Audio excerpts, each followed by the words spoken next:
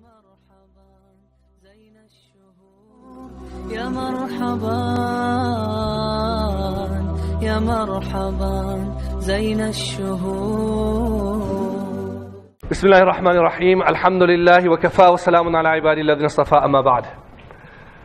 From all the miracles that was given to Nabi sallallahu alaihi wasallam, the Qur'an is by far the greatest miracle. In fact, it is the greatest miracle that was given to any of the Anbiya alayhi salam. And one of the aspects with regards to the Qur'an is that despite it being repeated all the time, that we read the same verses over and over again, we never tire from reading those verses. And in the Qur'an, Allah subhanahu wa ta'ala makes reference to the incidents in the lives of the various Anbiya alayhi salam, and He makes reference to it time and again in different places. But the style is so unique that at each time different wordings are used and the topic is covered in a different way, so it continues to keep it captivating, and therefore no one will ever abandon the Qur'an because of getting tired of reading it. One of the stories in the Qur'an that is repeated very often is the story of Musa alayhi salam.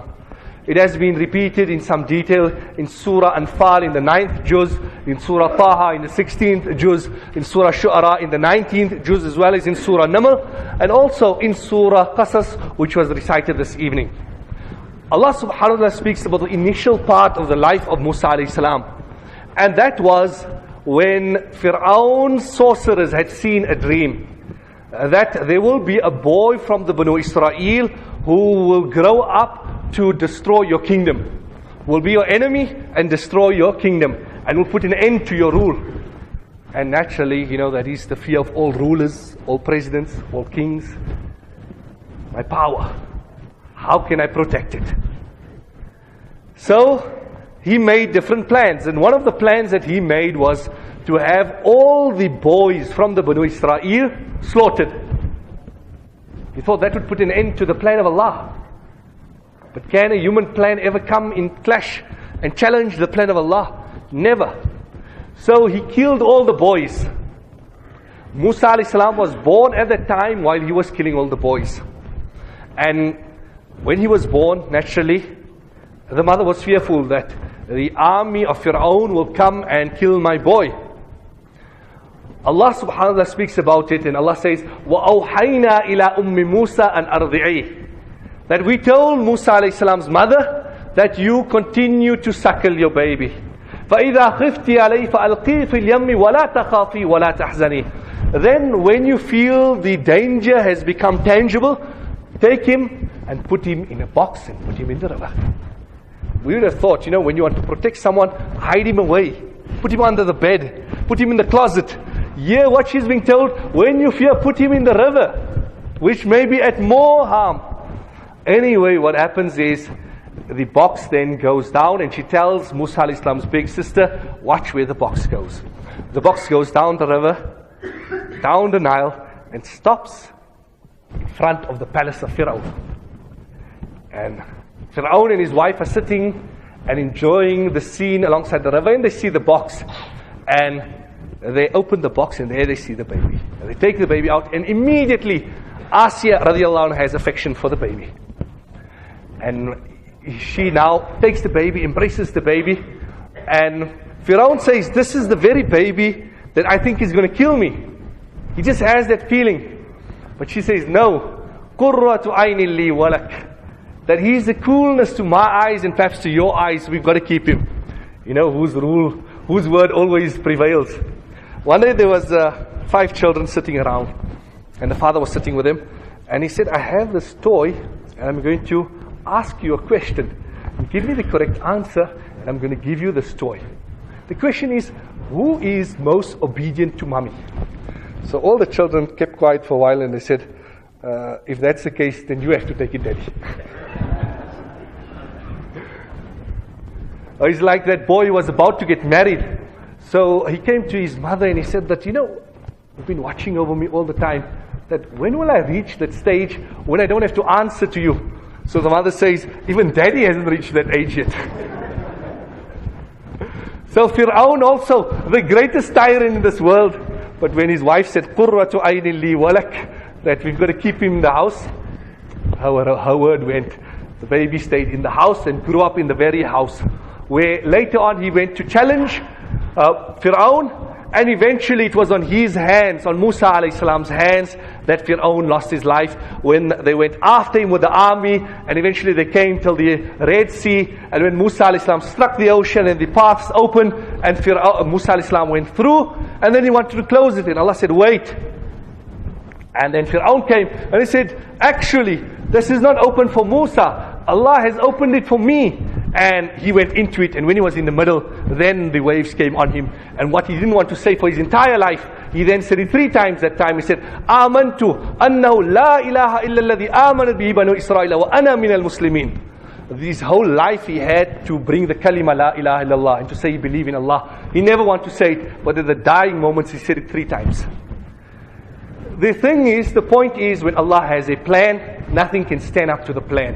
One of the ulama said, حملت موسى في التابوت وحملت يونس في بطن الحوت وحميت محمدا ببيوت الأنكبوت. Subhanak. That you are the one, Ya Allah, who carried Musa in a box. Protection. You are the one who carried Yunus in the belly of a fish. And you protected Muhammad sallallahu alayhi wasallam with the web of a spider.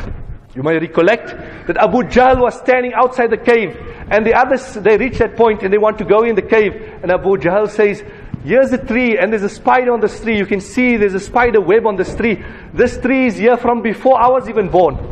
And they don't go in the cave. The hidden arrangement of Allah. So when Allah is to protect, then the entire world can come together to cause harm. They cannot harm. And if it has been ordained that you've transgressed and you to be punished, then you can flee where you want to, but eventually you are in the dominion of Allah subhanahu wa ta'ala. Allah subhanahu wa ta'ala draws our attention to His miracles that take place on a daily basis. And we need to look at these things that happen all around us all the time. Allah says, قُلْ أَرَأَيْتُمْ إِنْ جَعَلَ اللَّهُ عَلَيْكُمُ اللَّيْلَ سَرْمَدًا إِلَى يَوْمِ الْقِيَامَةِ مَنْ إِلَهٌ غَيْرُ اللَّهِ يَأْتِيكُمْ بِضِيَاءٍ. Simple. If Allah was to make the night eternally till the day of Qiyamah, who will bring the day? Who will bring light? No one. Who can bring light if Allah decides it's only going to be night? قُلْ أَرَأَيْتُمْ إِنْ جَعَلَ اللَّهُ عَلَيْكُمُ النَّهَارَ سَرْمَدًا إِلَى يَوْمِ الْقِيَامَةِ مَنْ إِلَهٌ غَيْرُ اللَّهِ يَأْتِيكُمْ بِلَيْلٍ تَسْكُنُونَ فِيهِ. If Allah is to decide that is going to be day continuously till the day of Qiyamah, and you have to continue working continuously, then who will bring the night for you to rest? The night is to rest. Who will bring the night? So we ought to look at these things around, and we need to realize that these are inanimate things, but they obey the commandment of Allah. When did you hear that the sun never decided to rise or never set? Yet it's inanimate. Allah has granted us aql, intelligence. Are we not to be more obedient to Allah subhanahu wa ta'ala? Finally, at the beginning of Surah Ankabut, Allah subhanahu wa ta'ala informs us of the reality of this world, and He says, Alif Lam Mim, أَحَسِبَ النَّاسُ أَيُّتْرَكُوا أَن يَقُولُوا آمَنَّا وَهُمْ لَا يُفْتَنُونَ وَلَقَدْ فَتَنَّا الَّذِينَ مِنْ قَبْلِهِمْ فَلَيَعْلَمَنَّ اللَّهُ الَّذِينَ صَدَقُوا وَلَيَعْلَمَنَّ الْكَاذِبِينَ. Allah says that, do you think that you will live in this world without being tested? Without enduring different types of difficulty, hardship, challenges, loss? This will definitely take place in this world. You will never have an easy ride, and for some people, sometimes if things are too easy, they'll forget Allah. So therefore Allah keeps those challenges coming their way, to keep them in the remembrance of Allah subhanahu wa ta'ala. What you think is bad for you may be good for you. So it is part and parcel of our existence in this world that we will have different types of hardships and challenges. But for us, we need to realize, once we realize firstly that everything comes from Allah. Everything comes from Allah, and that this world is our temporary abode. It's not a permanent abode. Then immediately, no matter what the difficulty, what the sickness is, what the loss is, what the hardship is, it loses its impact. Considering that there is a greater life that awaits us. And that whatever condition I'm experiencing now, it will change. Because our lives in this world is constantly in a state of flux and change.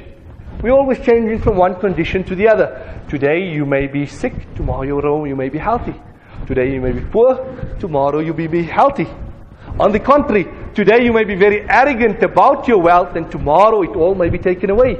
Today you may be very arrogant about your health, and tomorrow it may be taken away. And I've seen it for myself. It was about 3 years ago that I had the opportunity of visiting Syria, that country that has been torn apart by war, and thousands of civilians have been killed, women and children. May Allah subhanahu wa ta'ala alleviate their plight. And when you speak to people on the ground, and they'll say, they're waiting in a line to get a plate of food and a bowl of soup. All together equal. Not the wealthy line, the poor line, middle class line, everyone together. And they will tell you, I owned 2 homes back in my village. I had a car, I had a business. But when the bombardment started, when the attack started, we had to flee. And what could we take? All that you could grab, not in 2 hands, in 1 hand, because you have a long journey ahead. So that is the reality of life. That conditions continuously change. So what is gone forever. What will come tomorrow, we don't know. Let it be. So we have today to live, and therefore that is what we need to keep in front of us whenever there's any difficulty and challenge in life. May Allah subhanahu wa ta'ala alleviate all problems and grant ease and comfort to the Muslims wherever they are in the world. Wa sallallahu ta'ala ala khairi khalqi Muhammad.